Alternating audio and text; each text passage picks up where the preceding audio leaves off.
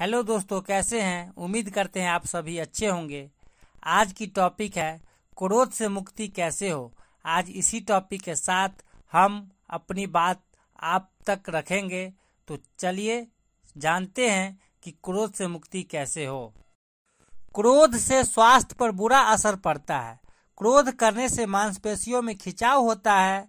वैज्ञानिकों के अनुसार हंसने के लिए चेहरे को 17 मांसपेशियों की आवश्यकता पड़ती है, जबकि क्रोधित होने के लिए 43 मांसपेशियों की आवश्यकता होती है। क्रोध आत्मा का शत्रु है। यह दिलो दिमाग पर छाकर तुरंत मनुष्यों की बुद्धि हर लेता है। क्रोध में मनुष्य अंधा हो जाता है। इस अवस्था में प्रायः वह सभी गलतियां कर बैठता है, बाद में उनका प्रायश्चित करता रहता है। अति क्रोधी मनुष्य उस राक्षस के समान हो जाता है जिसको विध्वंस के अलावा कुछ सूझता ही नहीं है। क्रोध क्यों आता है? इसका संक्षिप्त उत्तर तो यह हो सकता है कि कामना की पूर्ति न होने के कारण क्रोध आता है। दिनचर्या में जब क्रोध आता है तो उसके अन्य अंतः कारण हो सकते हैं। कई बार अपेक्षा की उपेक्षा से क्रोध आ जाता है, तो कई बार पैदल चलते हुए पत्थर से ठोकर लगने से भी क्रोध आ जाता है।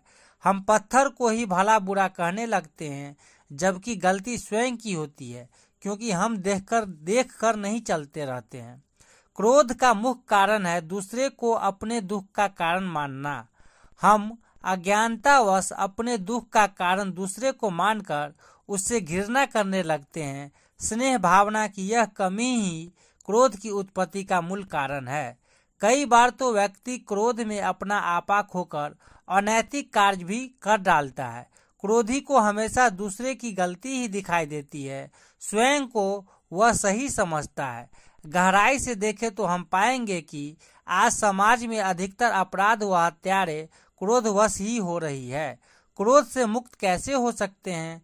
लौकिक दुनिया में इस संदर्भ में अनेक बातें प्रचलित है, जैसे क्रोध आने पर ठंडा पानी पी लो, 100 तक की उल्टी गिनती शुरू कर दो, मौन रख लो, क्रोध की अवस्था में अपना चेहरा दर्पण में देख लो, स्थान बदल लो, आदि आदि।